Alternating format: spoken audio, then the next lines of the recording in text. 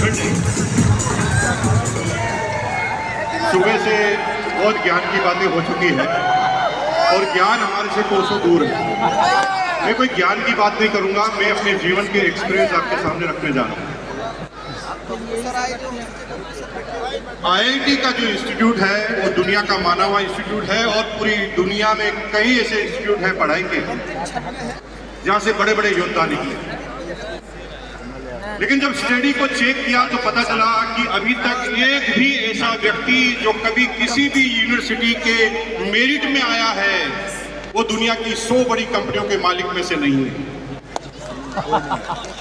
जो मेरिट में आया है वो 100 बड़ी कंपनियों के मालिक में से नहीं है। और मजे की बात है, जो भी मेरिट में आया है उन 100 बड़ी कंपनियों का ही सीईओ। आज हम उसी का विश्लेषण करने जा रहे हैं।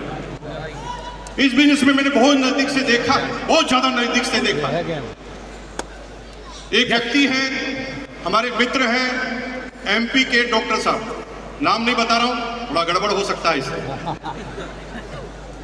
16 साल पहले इस बिजनेस में आए थे, 15 साल से रॉयल्टी अचीवर है और वो इस बात को गर्व से बताते हैं। 15 साल से रॉयल्टी अचीवर है, कभी रॉयल्टी उनकी टूटी नहीं, लेकिन रॉयल्टी से आगे भी कभी गए नहीं। पूर्व में जिस कंपनी की डायरेक्ट सेलिंग में गए थे वहां पर उन्होंने सिल्वर का लेवल हासिल किया। जब मैं उनके ड्राइंग रूम में गया तो वहां पर मैंने 1000 किताबें देखी जिनको वो पढ़ चुके हैं, 1000 से ज्यादा टेप देखी जिनको वो सुन चुके हैं। जब मैंने ट्रेनिंग लेना चालू किया तो मैं जिस वर्ड को भूल जाता था वो डॉक्टर साहब पहले ही उसको बता देते, लेकिन वो रॉयल्टी से ऊपर नहीं है। लेकिन एक एग्जाम्पल और देखा, जो बिहार के गांव में पैदा हुए, पढ़ाई से अनपढ़, अभी भी अंगूठा टेक है, हमेशा आईफोन रखते हैं और वो भी सबसे लेटेस्ट वाला। अभी उनके पास आईफोन 15। पढ़ना लिखना नहीं आता, चलाने के लिए असिस्टेंट रखा हुआ। और वो इस बिजनेस के रूबी पिन अचीवर है। इनकम है 3 लाख से 2.5 लाख रुपए पर मंथ। ये क्या हो रहा है? एक आदमी जिसके पास पूरा ज्ञान है वो आगे नहीं बढ़ पा रहा, और एक आदमी के पास ज्ञान है ही नहीं, वो इस बिजनेस का रूबी पिन अचीवर। हम इस प्रकृति को समझते हैं, इस बिजनेस में ज्ञान से ज्यादा लेना देना किसी और चीज का। एक पेड़ से अमरूद तोड़ने का ज्ञान सभी को है। जब आपकी एज 15-16 साल की थी ना, जब अमरूद के पेड़ के सामने से निकलते थे तो खाने की इच्छा होती थी, लेकिन उस पेड़ पर अमरूद तोड़ने की ताकत नहीं हुआ करती थी। क्योंकि ज्ञान होने के साथ साथ अगर काम करने का मोटिवेशन नहीं है तो ज्ञान फिर दूसरों के लिए काम आएगा, आपके लिए काम नहीं आएगा।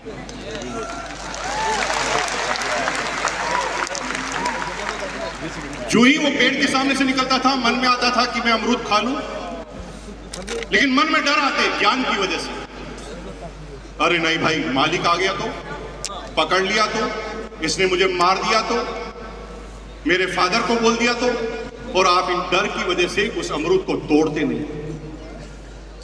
लेकिन जब मोटिवेशन होता है, 4 दोस्त जब उस अमरूद के पेड़ के सामने से निकलते हैं, चारों एक दूसरे की शक्ल देखकर ही समझ जाते हैं कि चारों क्या सोच रहे हैं। पहला कहता है अमरूद खाएं क्या, तो दूसरा कहता नहीं, मालिक आ गया तो तीसरा कहता है डर मत, मैं गेट के सामने खड़ा हूं, मालिक आ गया तो सीटी मार दूंगा, और चौथा आदमी कहता है मैं स्कूटर स्टार्ट करके तैयार रखूंगा, और आप उस समय अमरूद खा लें। आज मैं जो चीज बताने जा रहा हूं उसे बहुत ध्यान से समझने की कोशिश करना। इस बिजनेस में कोई काम आप धीरे चल सकते हैं, सहायक बहुत सारी चीजें हैं, बेसिक है, कोर है, कार्डिनल है, सारी ज्ञान की किताबें हैं, ये बेसिक है। 3 चीजों को मत छोड़ देना, क्योंकि ये 3 चीजें आत्मा है इस बिजनेस में कामयाब होने की। द फर्स्ट, अगर इस बिजनेस में कामयाब होना है तो माहौल में बने रहना। अगर माहौल में नहीं बने रहे तो आप कितना भी ज्ञान रखते हैं अमरूद खाने का, आप कभी खा नहीं। दूसरा, हमेशा माहौल बनाने के लिए काम करना है। और तीसरा, हमेशा लोगों को माहौल में ले जाना सीख जाना। पहला बोला मैंने क्या, रिपीट करेंगे मेरे साथ, पहला क्या बोला? माहौल में रहना, माहौल में रहना है। दूसरा है माहौल बनाना है। और तीसरा, जो भी टीम में आ जाए उसे माहौल में ले जाना है। क्योंकि मैं अब जिस बात को कर रहा हूं, ये 2022 की जो एनिवर्सरी है उसकी घटना मेरी आप बीती बता रहा हूं। 2011-12 में जब आरसीएम 1 साल के लिए बंद हुआ था तो भीलवाड़ा के सारे लोगों को लगा कि आरसीएम बंद हो गया। मेरा एक दोस्त है, नजदीकी मित्र है, हर 6 महीने में एक बार आ जाता है, मेरे टेबल पर बैठा, और जब मैंने बात की कि आजकल क्या चल रहा है, मैंने कहा भाई हमारे तो क्या चलना की शुरुआत भी आरसीएम से होती है और रात का एंड भी आरसीएम से ही होता है, आरसीएम ही चल रहा है।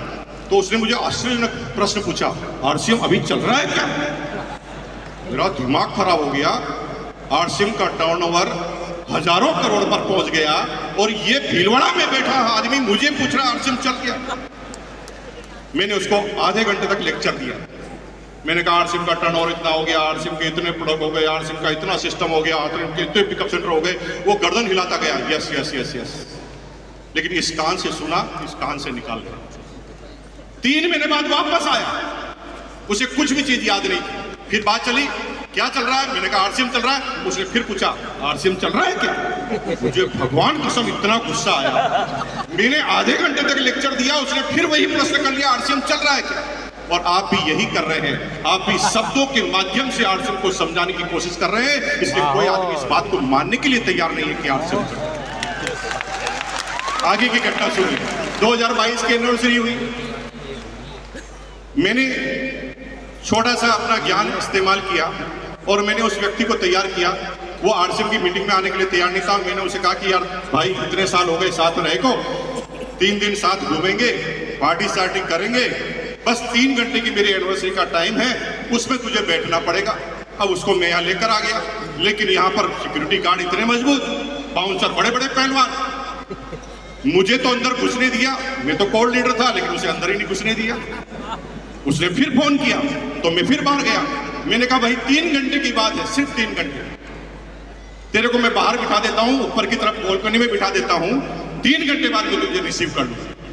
और आपको आश्चर्य की, जब मैं एनिवर्सरी में उसको पीछे से ले गया तो गेट पर ही इतना ज्यादा क्राउड था कि गेट के अंदर घुसना ही संभव नहीं था। मैंने 3 साथियों को लिया, उसकी पीठ पर हाथ लगाया और लगाया जोर लगा के अंदर घुसा दिया। जब वो अंदर घुस गया तो भगवान कसम वो 3 घंटे तक वापस बाहर ही नहीं निकल पाए।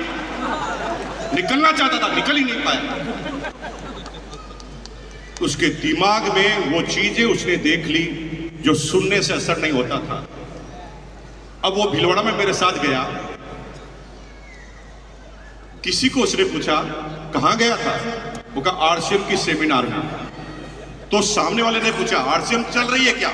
तो वो इतना चिढ़ गया उसके बाद, चल रही है, दिमाग खराब तेरा, साला अंदर निकल नहीं पाया, बाहर निकल नहीं पाया, 3 घंटे तक तेरा चल रही है। एक बार में बात घुस गई। जिन शब्दों से तुम काम चलाना चाहते हो उन शब्दों से नहीं चलेगा। जब तक माहौल में नहीं रहोगे, जब तक माहौल दिखाओगे नहीं और जब तक माहौल बनाओगे नहीं, तब तक आप कामयाब होने वाले नहीं। और अगर इस काम को आपने कर लिया तो दुनिया की कोई ताकत तुम्हें नाकामयाब कर ही नहीं सकती। माहौल बनाना आता है क्या? माहौल बनाना आता है क्या? भाई टीसी जी ने कहा गुरुकुल, आप माहौल में रहोगे, सीखोगे। टीसी जी ने कहा कि वृक्ष जो पौधारोपण का कार्यक्रम करना है, उससे फिर माहौल बनेगा। आप सेमिनार में आओगे, फिर माहौल बनेगा। लोगों के साथ माहौल बनाओगे, रहोगे और माहौल में लोगों को ले जाओगे तो कोई नाकामयाब हो नहीं सकता। हम सिर्फ ये जानना चाहते हैं कि माहौल बनाना आपको आता है कि नहीं आता।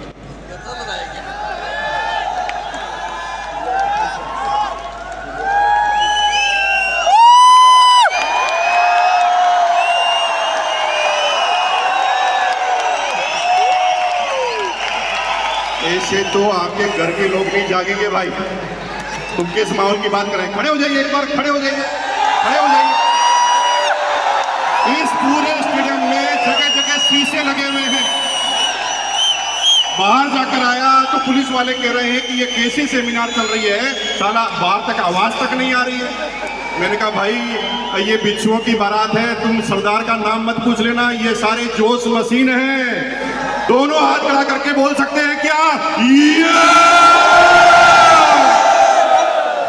बहुत बहुत धन्यवाद, नीचे बैठ जाइए, क्योंकि मैं अब उन माहौल बनाने वाले व्यक्तियों को आपके बीच में प्रेजेंट करने जा रहा हूं, जिन्होंने लगातार माहौल में रहने का काम किया, हर एनिवर्सरी हर फंक्शन को अटेंड किया, गुरुकुल को अटेंड किया।